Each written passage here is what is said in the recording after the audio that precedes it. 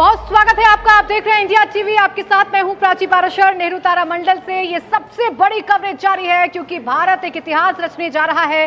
भारत महज 30 घंटे दूर, महज 25 किलोमीटर दूर चंद्रमा से, चंद्रमा के साउथ पोल पर चंद्रयान 3 की सेफ लैंडिंग हो, इसके लिए पूरा देश दुआएं कर रहा है।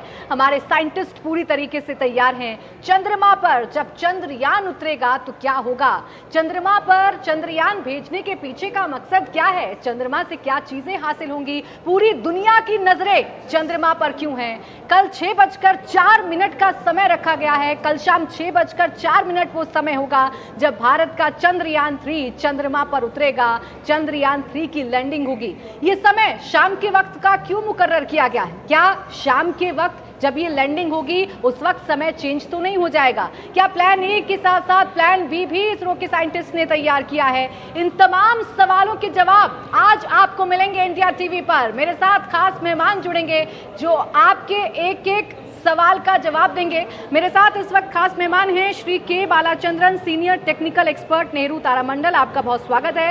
रिंटूनाथ भी हमारे साथ हैं, साइंटिस्ट, और मनीष पुरोहित, फॉर्मर इसरो साइंटिस्ट, हमारे साथ हैं।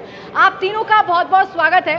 तो आपके मन में जितने भी सवाल चंद्रयान 3 को लेकर उठ रहे हैं, उन तमाम सवालों के जवाब आज इंडिया टीवी पर आपको मिलेंगे। लेकिन उससे पहले आइए आपको बता देते हैं कि चंद्रयान 3 का इंतजार कैसे पूरी दुनिया कर रही है। चंद्रयान 3 को लेकर क्या वो बड़े सवाल हैं जो आपके, मेरे, पूरी दुनिया के जहन में हैं।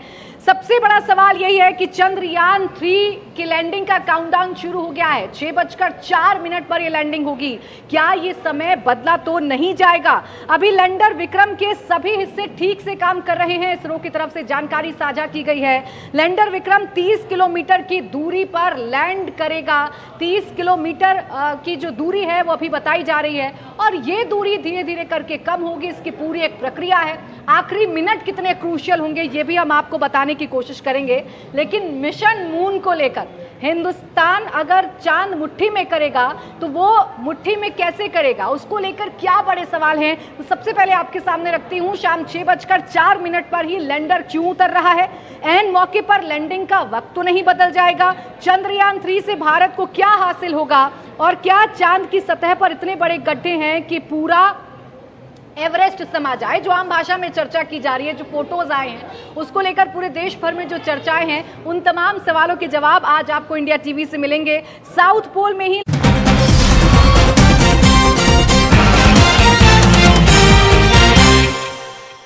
स्वागत है आपका। आप देख रहे हैं इंडिया टीवी। आपके साथ मैं हूं प्राची पाराशर, नेहरू तारा मंडल से। ये सबसे बड़ी कवरेज जारी है क्योंकि भारत एक इतिहास रचने जा रहा है।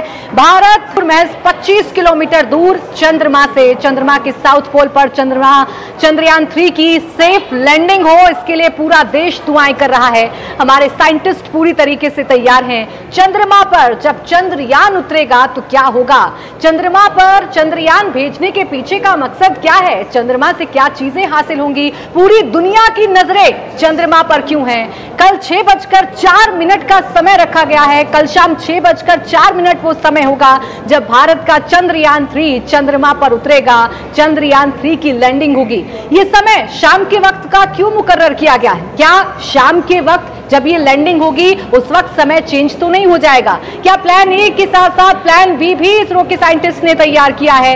इन तमाम सवालों के जवाब आज आपको मिलेंगे इंडिया टीवी पर। मेरे साथ खास मेहमान जुड़ेंगे जो आपके एक एक सवाल का जवाब देंगे। मेरे साथ इस वक्त खास मेहमान हैं Shri K Balachandran, senior technical expert, Nehru Tara Mandal, आपका बहुत स्वागत है। रिंटूनाथ भी हमारे साथ हैं, साइंटिस्ट, और मनीष पुरोहित, फॉर्मर इसरो साइंटिस्ट, हमारे साथ हैं। आप तीनों का बहुत बहुत स्वागत है। तो आपके मन में जितने भी सवाल चंद्रयान 3 को लेकर उठ रहे हैं, उन तमाम सवालों के जवाब आज इंडिया टीवी पर आपको मिलेंगे। इसरो ने एक ट्वीट किया है और इस ट्वीट में बताया है कि मिशन अपने तय रास्ते पर है, सिस्टम की नियमित जांच हो रही है और अभी तक सब कुछ ठीक चल रहा है।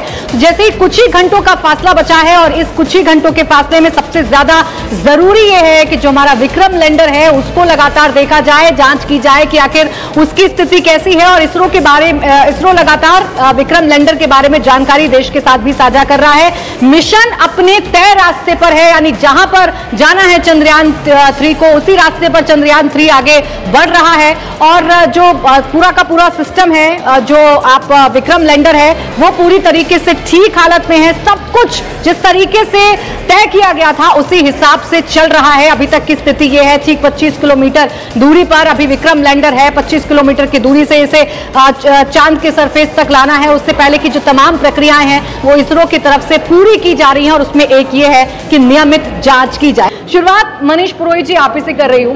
जो पहला सवाल लोगों के जहन में है कि कल का दिन मुकर्रर हो गया, समय 6:04 मुकर्रर हो गया, ये एग्जैक्ट समय होगा? समय बदला तो नहीं जाएगा एंड मौके पर? यही समय होगा जब भारत एक इतिहास रच देगा? देखिए, ये जो समय हमने डिसाइड किया है इसके पीछे एक साइंटिफिक कारण है। हम विक्रम को उस वक्त लैंड करना चाहते हैं चांद के ऊपर जब वहां पर सनराइज हो रहा हो, क्योंकि हमारा जो पूरा मिशन है वो 14 डेज के लिए प्लान्ड है। सूरज, चांद के ऊपर सूरज की जो रोशनी है वो 14 दिन तक लगातार आती है, फिर वहां पर 14 दिन तक लगातार रात रहती है। अब हमारे मिशन की लाइफ है 14 दिन, तो हमारा लैंडिंग का जो सिंक्रोनाइज्ड वे में होगा वो ऐसा होगा कि जब सूरज की पहली रोशनी या सनराइज जब हो रहा होगा उस पोजीशन पे जहां पर हम लैंड करना चाहते हैं, हम चाहेंगे कि हमारा टचडाउन उसी वक्त हो। लेकिन यहाँ पे एक और बात इंपॉर्टेंट ये है कि इसरो ने 2 प्रायोरिटीज रखी है। पहली प्रायोरिटी वो है जो कि हमारी 23 तारीख की लोकेशन पे हम लैंड करने की सोच रहे हैं, लेकिन इन केस अगर कुछ भी ऐसा होता है, मतलब ये बहुत ही हाईली इम्प्रोबेबल इवेंट है, लेकिन इफ इन केस ऐसा होता भी है तो हमारे पास एक और रिजर्व साइट है, उसके लिए हमको 27 तारीख तक का वेट करना होगा। बिल्कुल, देखिए 27 तारीख तक का वेट करना पड़ सकता है। ये प्लान बी की बात है, लेकिन अभी जो प्लान ए जिसको लेकर पूरा देश आश्वस्त है, पूरे देश में दुआओं का दौर जारी है, दुआएं की जा रही हैं कि चंद्रयान 3 सक्सेसफुल हो जाए, लैंडिंग सेफली हो जाए और चंद्रमा पर क्या है ये पूरी दुनिया के सामने हम ला सकें। बालाचंद्रन जी, चांद पर हम उतरेंगे, चांद के साउथ पोल पर भारत ऐसा पहला देश होगा दुनिया का जो उतरेगा। क्या है ऐसा साउथ पोल में खास, या साउथ पोल पर उतरना इतना जरूरी क्यों है जो पूरी दुनिया भारत की ओर टकटकी लगाए देख रही है? हमारा जो साउथ पोल है, साउथ पोल पे ये हमारा चंद्रयान 1 जब हमें भेजा गया है, सबसे पहले दुनिया को हमने बताया कि वहाँ पर पानी का खंडन हो सकता है। तो इसी वजह से हमें चंद्रयान 2 को भी भेजा गया। अनफॉर्चुनेटली वो फेल हो गया, पार्शली फेल हो गया, यही कह सकता हूँ। और इसकी वजह से हम चंद्रयान 3 को भी अभी लॉन्च किया। हमारा मेन मकसद ये है वहाँ पर पानी का कंटेंट वहाँ पर कितना है और कितना गहरा भी पानी मिलेगा और पानी का किस स्टेज पे है, वाटर आइस रूप में है या तो लिक्विड रूप में है, ये तो देखने के लिए हमने वहाँ पर चंद्रयान 3 भेजा है। तो क्या सिर्फ पानी को ढूंढना ही रिंटू जी एकमात्र मकसद है कि वहाँ पर पानी है या नहीं, या इसके अलावा भी बाकी तमाम चीज़ों पर नजरें रहेंगी हमारे प्रज्ञान रोवर की?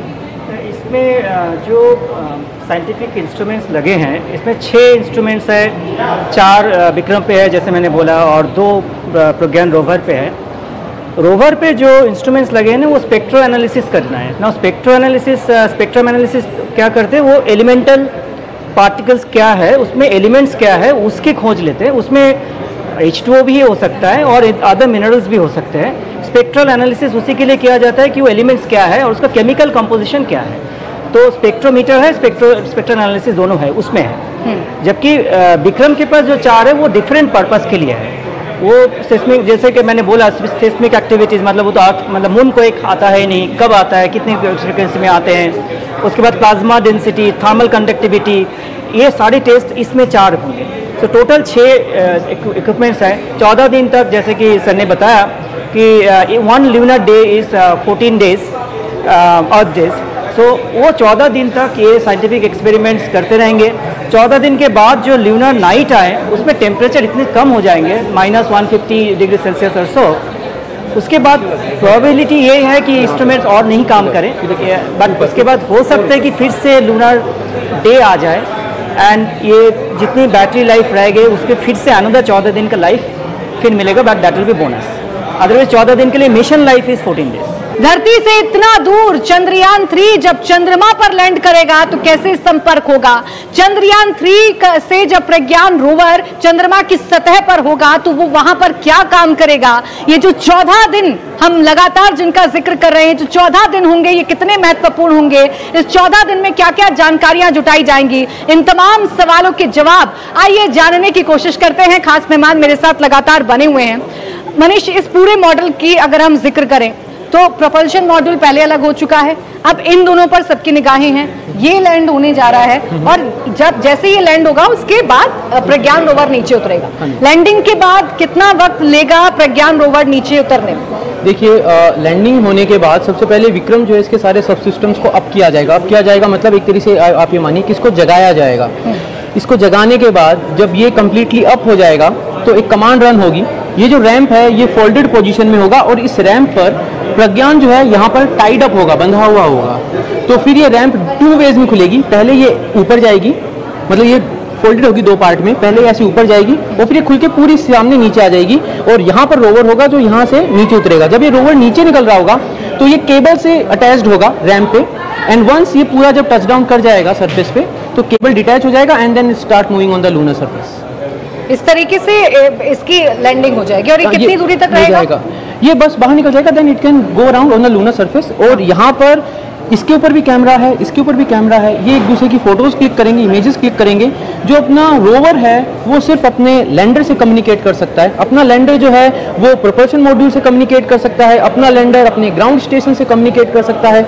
अपना लैंडर जो है कल ही इसरो ने चंद्रयान 2 का जो ऑर्बिटर है उससे भी इसका कम्युनिकेशन चैनल सेट कर दिया। तो इसके पास 3-वे कम्युनिकेशन है, लेकिन रोवर सिर्फ और सिर्फ अपने लैंडर से कम्युनिकेट कर सकता है। तो ये फोटोज एक्सचेंज करेंगे एंड देन वो जो फोटोज हैं वो सारी फोटोज ग्राउंड। अच्छा, ये संपर्क होता कैसे? जैसे इससे संपर्क होगा, ये हमारे ग्राउंड स्टेशन से कांटेक्ट में रहेगा जो विक्रम लैंडर है। चंद्रमा और अर्थ की दूरी इतनी ज्यादा है, इतनी दूरी पर भी कैसे ये संपर्क होता है, कैसे कम्युनिकेशन होता है? इसको रेडियो कम्युनिकेशन कहते हैं। मतलब बड़े बड़े ग्राउंड स्टेशन पे बड़े बड़े एंटीनास लगे होते हैं, काफी बड़े बड़े एंटीनास लगे हुए होते हैं। तो आप इसको ऐसे समझिए जैसे अपने मोबाइल फोन में जैसे नेटवर्क आता है, तो वो जो नेटवर्क आता है मोबाइल फोन में, तो अपन कहीं भी सिग्नल के आजू बाजू होते, टावर के आसपास होते, तो वी गेट द सिग्नल। और हम उससे कभी रेंज के बाहर चले जाएं तो we don't get the signal. कुछ उसी तरीके से बस यहाँ पर ये है कि जो पूरा प्रोसेस है ये इतना पावरफुल होता है कि we can get that communication for that long range, जो कि 3,84,000 किलोमीटर दूर की रेंज उस पर भी काम करता है। बट इन केस अगर हमारा लैंडर एक ऐसी पोजीशन में लैंड कर गया जहां पर हमें ग्राउंड स्टेशन से डायरेक्ट विजिबिलिटी नहीं है, मतलब इसका डायरेक्ट कम्युनिकेशन ग्राउंड स्टेशन से नहीं हो पा रहा है, उस केस में हम प्रोपल्शन मॉड्यूल को और चंद्रयान 2 का जो ऑर्बिटर है उसको यूज करेंगे और ये उनसे कम्युनिकेट करेगा और वो फिर ग्राउंड स्टेशन से कम्युनिकेट करेंगे। अच्छा, यानी रिंटू जी ये जो प्रोपल्शन मॉड्यूल है ये अब अलग हो गया, लेकिन इसके बावजूद ये अभी एक्टिव है, इसका काम अभी भी लगातार जारी है। इसका काम सिर्फ इसको ले जाना नहीं था, इसको सिर्फ पुश करना नहीं था, इसका अभी और भी बाकी काम है। ये क्वेश्चन लेने के पहले मैं थोड़ा सा और एक एक्सटेंड करता हूँ। पहले वाला कम्युनिकेशन आप पूछे थे, कम्युनिकेशन कैसे होते हैं। Communication Indian deep space communication India में बने हुए हैं, जो कि array of satellite, array of antennas, उसके साथ ये डायरेक्ट कम्युनिकेट करेगा। एंड किसी भी हालत में अगर नहीं कर पाए, जैसे इन्होंने बताया, it will communicate with the propulsion module और चंद्रयान 2 की जो ऑर्बिटर, वो सेकेंड ऑप्शन है। Otherwise it can directly communicate with Indian deep space communication system, उसके साथ कम्युनिकेट करेगा। सेकेंड क्वेश्चन, नाउ ये बड़े इंटरेस्टिंग स्टेज पे आ गए। ये जो प्रोपल्शन मॉड्यूल जो है इसका time duration after the detachment, जो विक्रम लैंडर का डिटैचमेंट था, इसके बाद इसकी जो फ्यूल बचा हुआ था इसके ऑर्बिट करना था करीब 30 दिन से 60 दिन तक। इंटरेस्टिंगली इसमें फ्यूल बचा हुआ है 150 kg, जैसे कि डेटा नासा का डेटा बताते हैं, इसरो का डेटा बताते हैं। तो ये इसकी फ्यू मंथ्स से इसकी जो लाइफ स्पैन ना अभी फ्यू ईयर्स हो गए, 3 साल तक भी चल सकते हैं। उससे भी इंटरेस्टिंग पार्ट है, इसमें एक सेंसर्स लगे हुए, इसको बोलते हैं spectral analysis, spectropolarimetric analysis of habitable planet earth, इसको बोलते हैं शेप। शेप क्या कर रहे हैं, कंटिन्यूअसली अर्थ से हैबिटेबल प्लैनेट अर्थ, जो कि only habitable planet we know, उसके डेटा, उसकी स्पेक्ट्रल एनालिसिस कर रहे हैं। डिफरेंट इंटायर स्पेक्ट्रम, जो इलेक्ट्रोमैग्नेटिक स्पेक्ट्रम होते हैं, उसकी एनालिसिस करके इसके जो ब्लूप्रिंट बनता है, ब्लूप्रिंट बनेगा। ये ब्लूप्रिंट आगे काम आएगा एक्सो प्लैनेट, जो कि अर्थ लाइक प्लैनेट, जो कि बाकी सिस्टम में हो सकते हैं, उसके साथ मैच करा के whether there is a life form exist और नॉट, क्योंकि हमारे पास ज़्यादा डेटा इसके लिए नहीं है लाइफ फॉर्म अदर प्लैनेट और अदर गैलेक्सीज में है या नहीं। तो उसके जब फिंगरप्रिंट को, इसके जो स्पेक्ट्रल एनालिसिस हो रहा है, स्पेक्ट्रोपोलरिमेट्रिक एनालिसिस होगा, अर्थ से जाएगा उसकी फिंगरप्रिंट जैसा यूज़ करा जाएगा एंड उसको मैच किया जाएगा। ये बड़े इंटरेस्टिंग स्टेज में चले गए। सो पहले लग रहा था कि इनकी काम जो लैंडर है इसको पहुंचाना है, डिटैच हो गई तो इसके काम ज़्यादा बचे नहीं, 1-2 महीने रहेगा जब तक कम्युनिकेट कर लेगा, वो भी रिडंडेंट कम्युनिकेशन। अभी लेकिन इसका शेप जो है इसके एक न्यू लीज ऑफ लाइफ देते हैं। 2-3 साल बहुत है डेटा एनालिसिस के लिए एंड ये हो सकता है कि बहुत फार रीचिंग इसकी रिजल्ट आ सकते हैं। भारत पर पूरी दुनिया की नजर रहती है। अब ये चंद्रयान 3 को इसके अगर कॉस्ट के बारे में कहा जा रहा है तो चंद्रयान 2 से भी कम में इसे हम भेजने में कामयाब रहे हैं। ये कैसे संभव कर पाता है भारत?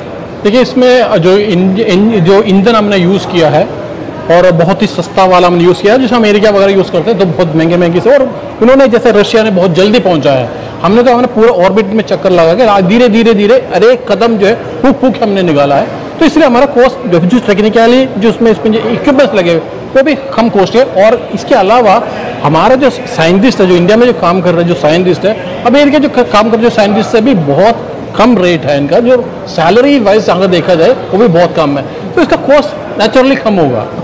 अच्छा, यही सवाल रूस को लेकर अब हर किसी के जहन में है कि रूस इतना पैसा भी खर्च करता है, रूस पावरफुल देश भी है, उसका चंद्रयान जाते जाते लूना 25 क्रैश हो गया।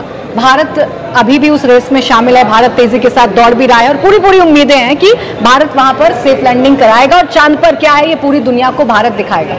क्या दोनों में बेसिक अंतर है, लूना 25 जो रूस ने भेजा और जो चंद्रयान 3 जो हम भेज रहे हैं उसमें? देखिए, लूना 25 का जो इंसिडेंट था वो तो एक अनफॉर्चुनेट इंसिडेंट था। अगर हम साइंटिफिक कम्युनिटी के लेवल की बात करें, साइंटिफिक एंडेवर्स की बात करें, तो डिफरेंस ये था कि उनका सिर्फ लैंडर था और वो 1 साल तक काम करने वाला था, और अपना लैंडर भी है और रोवर भी है, और अपनी मिशन लाइफ जो है वो 14 डेज की है। बाकी एक्सपेरिमेंटल अगर अपन एस्पेक्ट्स की बात करें तो काफ़ी कुछ तो सिमिलर थे। उनके पास एक और चीज़ ये थी कि उनने एक क्रेन टाइप का स्कूप निकालने का सिस्टम भी बनाया था जो उनके साथ अटैच गया था, जो कि चांद की मिट्टी को इकट्ठा कर उसका एनालिसिस करने वाला था। अपना जो सेटअप है वो वैसा नहीं था कि अपन कोई स्कूप निकालेंगे चांद की मिट्टी का और उसको अपन एनालाइज करेंगे, बट जो साइंटिफिक पार्ट बात करें, एक्सपेरिमेंटल एनालिसिस की बात करें, जो हम बात कर रहे थे कि हम क्या वहाँ पे एक्सप्लोर करने वाले हैं, वो पार्ट बस इतना ही डिफरेंस था कि हमारे पास एक रोवर एक्स्ट्रा है। बाकी ओवरलैपिंग था क्योंकि वो भी वही पढ़ना चाह रहे हैं जो हम पढ़ना चाह रहे हैं, बस ये कि उनका लैंडर जो है वो क्रैश हो गया, जो कि एक अनफॉर्चुनेट इवेंट। तो ये जो हमारा प्रज्ञान रोवर है ये स्टडी कैसे करेगा? जैसे आपने रशिया का बताया कि स्कूप था कि वो मटेरियल ले सकता था चांद से, ये हमारा जो प्रज्ञान रोवर है ये कैसे स्टडी करेगा कि सरफेस पर क्या है? सिर्फ फोटोग्राफ्स के जरिए नहीं, इनके अंदर सेंसर्स लगे हुए हैं, पेलोड्स लगे हुए हैं। वो जो पेलोड्स हैं वो स्पेसिफिकली डिजाइंड है उन चीज़ को, जैसे एक इल्सा पेलोड की अपन ने बात करी थी जो कि एक सिस्मोमीटर है, तो वो चांद की सतह से टच होगा और फिर वो जो वाइब्रेशन है उसको रीड करेगा। तो ऐसे अलग अलग पेलोड्स बने हुए हैं, इसके अंदर भी पेलोड्स हैं जो कि चांद के सतह के आसपास प्लाज्मा का जो एनवायरनमेंट होता है, जो हाई एनर्जी पार्टिकल इकट्ठे हो जाते हैं, क्योंकि सूरज की जो रोशनी आ रही है, धरती पे जो सूरज की रोशनी आती है ना, वो अपना एटमॉस्फेयर काफ़ी कुछ उसमें से हाई एनर्जी को निकाल देता है, जो अपना अल्ट्रावायलेट रेडिएशन है। चांद के पास ऐसी प्रोटेक्शन नहीं है, तो जब वो हाई एनर्जी रेडिएशन आता है तो वो चांद की सतह के पास में एक हाई एनर्जी पार्टिकल की एक लेयर बना देते हैं जिसको प्लाज्मा कहते हैं, तो उसकी स्टडी करेगा। तो वो सारे इक्विपमेंट्स इनके अंदर, एक्सपेरिमेंटल सेटअप्स इनके अंदर लगे हुए हैं।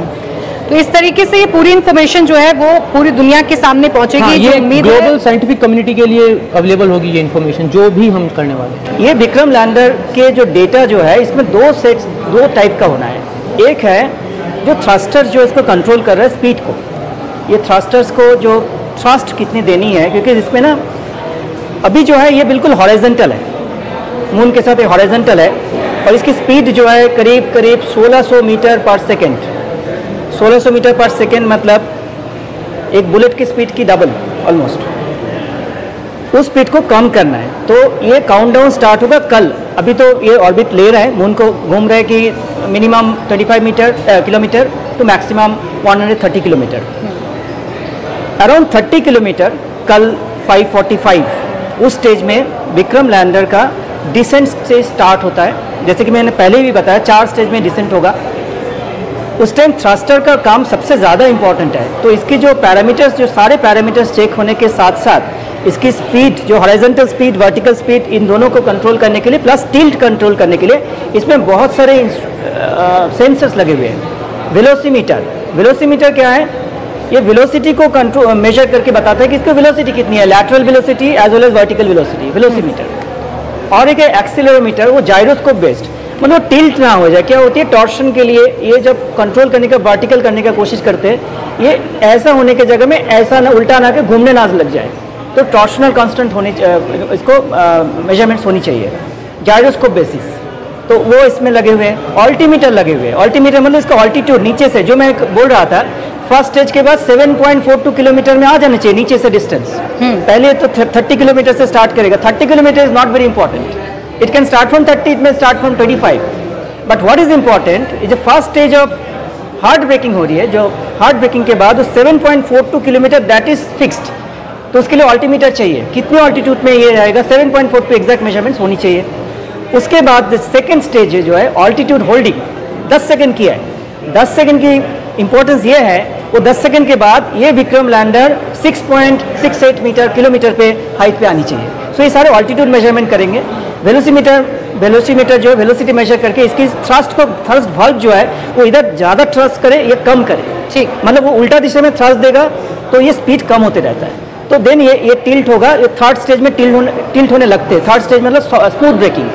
थर्ड स्टेज मतलब जब ये करीब 6.68 किलोमीटर से लेके 1100 मीटर, मतलब 1.1 किलोमीटर, ये जो डिस्टेंस जो है वर्टिकल डिस्टेंस कवर करेंगे। वो वर्टिकल डिस्टेंस जब कवर करते, ये डिस्टेंस 25 किलोमीटर कवर करते हैं। इतना मुश्किल है क्योंकि चांद के उस जगह पर हम लोग लैंड करने जा रहे हैं, उस जगह पर हमारा चंद्रयान सॉफ्ट लैंडिंग करेगा, जिसके बारे में पूरी दुनिया में कोई जानकारी नहीं है।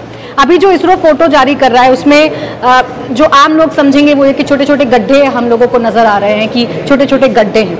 कितना मुश्किल है, कैसे हमने तैयार किया उस अनदेखी जगह के लिए अपने विक्रम लैंडर को कि ये सेफ लैंड भी कर दे और हमारा जो मकसद है वो भी पूरा हो जाए। देखिए एक्चुअली जो इमेजेस हमारे पास हैं, जो चंद्रयान 2 का ऑर्बिटर है वो चांद के चारों तरफ तकरीबन 10,000 ऑर्बिट कर चुका है। तो उससे हमारे पास बहुत डिटेल्ड टेरेन एनालिसिस है चांद का। अपार्ट फ्रॉम दैट नासा का जो एलारो मिशन है उसने भी चांद के बहुत चक्कर काटे, तकरीबन 60,000 चक्कर वो काट चुका है चांद के। तो उन दोनों से हमारे पास काफ़ी डिटेल्ड हाई रेजोल्यूशन इमेजेस हैं जो हमें बताते हैं चांद के टेरेन के बारे में। लूनर साउथ पोल जो है वहाँ पर बहुत क्रेटर्स हैं, अनइवन सरफेस है। तो जैसा अभी सर बता रहे थे ना कि जब ये पूरा प्रोसेस होगा तो इसमें जो वो एटीट्यूड कंट्रोल फेज होगा ना, जहाँ पर जिसको लास्ट टाइम भी हमने कैमरा पोस्टिंग फेज बोला था, उस वक्त मेन वहाँ पे कैमराज जो हैं वो इमेजेस क्लिक करेंगे और वो ऑनबोर्ड इमेजेस जो हमने ऑलरेडी अपलोड करके भेजी एक तरीके से मान लीजिए, उन ऑनबोर्ड इमेजेस को हम उस रियल टाइम एआई एनालिसिस से रियल टाइम इमेजेस को कंपेयर करेंगे कि हम सही ट्रेजेक्ट्री पे है ना, सही पाथ पे है ना, सही रास्ते जा रहे हैं ना। और फिर जब सर ने बताया ना जैसे हज़ार डिटेक्शन कैमरा वाली बात करी थी, जब हम 150 मीटर ऊपर होंगे तो वो एनालिसिस भी जो होगा वो कैमरा से हम जब फोटो लेंगे तो वो भी एक एनालिसिस होगा कि हमें वहाँ पे क्या दिख रहा है। अगर हमें वहाँ पे दिख रहा है कि कोई छोटा गड्ढा है, अनइवन सरफेस है, तो हम उसको भी अवॉइड करेंगे। तो ये दो बड़े पार्ट है जहाँ पर हम एक ऐसे टेरेन पे उतरने की कोशिश करें जिसको हमने देखा नहीं है खुद से, लेकिन हमने उसको ऑब्जर्व किया है हमारे एक्सपेरिमेंटल मेथड से। अभी एक चीज ऐड कर सकते हैं हम। हाँ। जो चंद्रयान 2 की जो क्रैश लैंडिंग हुआ था उसका डेटा भी यूज किया गया इसको डिजाइन करने में, क्योंकि क्रैश लैंडिंग के टाइम में जितने भी डेटा थे उसका हिसाब से इसके थ्रस्टर का डिजाइन को चेंज किया गया। हाँ। पहले इसको सेंट्रल थ्रस्टर भी एक था, उसको हटाया गया और इसकी थ्रस्टर पावर ज़्यादा है। पहले था 400 न्यूटन की, अभी है ये 800 न्यूटन की। सो ये सारे डेटा जो है एनालिसिस करने के बाद लास्ट डेटा जो क्रैश लैंडिंग डेटा उससे लिया गया। और भी है इसके अंदर जो अपना विक्रम लैंडर है, इसमें जो पहले एक ऐसा मैकेनिज्म था जिससे हम इसको घुमा सकते, सर बताए थे ना, गायरोस्कोप है जो इसकी ओरिएंटेशन को चेक करेगा, उसके जो रिएक्शंस भी होते हैं जिसको घुमाते हैं। भाई देखिए अभी आप इसको ऐसे समझिए कि मान लीजिए ये मेरा सेलफोन है, अगर मेरे को इसको घुमाना है तो मैं इसको पकड़ के घुमा रहा हूँ, सतह पे घुमा रहा हूँ तो यूँ घुमा रहा हूँ। लेकिन अगर मुझे इसको मैं पकड़ना नहीं चाहता हूँ, ये हवा में खुद से घूमे, तो that physics is in work here. उसकी कैपेसिटी भी 2.5 गुना बढ़ा दी। यानी हमारा जो विक्रम लैंडर था चंद्रयान 2 का, अगर उसकी ओरिएंटेशन बिगड़ गई तो उस ओरिएंटेशन को सही करने के लिए हमारे पास जो स्पीड थी वो थी 10 डिग्री पर सेकंड, अब उसको कर दिया है 25 डिग्री पर सेकंड, 2.5 गुना स्पीड तेज कर दी है कि अगर ओरिएंटेशन बिगड़ भी जाए तो हम जल्दी से सही ओरिएंटेशन, यानी हम पूरी तरीके से तैयार हैं। सारी कैलकुलेशन की गई है, एक एक बात पर बारीकी से ध्यान रखा गया है। चंद्रमा पर उतरना है, साउथ पोल में क्या है ये पूरी दुनिया के सामने लाना है, इसे सक्सेसफुल बनाना है। इसीलिए दिन रात मेहनत के बाद, इन तमाम जानकारियों को जुटाने के बाद चंद्रयान 3 को तैयार किया गया है और अब चंद्रयान 3 अपने मकसद मकसद को पूरा करने के लिए तैयार है। कुछ ही घंटों का फासला है चांद और हिंदुस्तान के बीच में। ये कुछ घंटे, ये कुछ किलोमीटर जल्द ही तय हो जाएंगे और हिंदुस्तान चंद्रमा पर भी अपना परचम लहराएगा। इंडिया टीवी हर वक्त हर जगह डाउनलोड करने के लिए सर्च करें India TV news Google play store या ऐप स्टोर पर।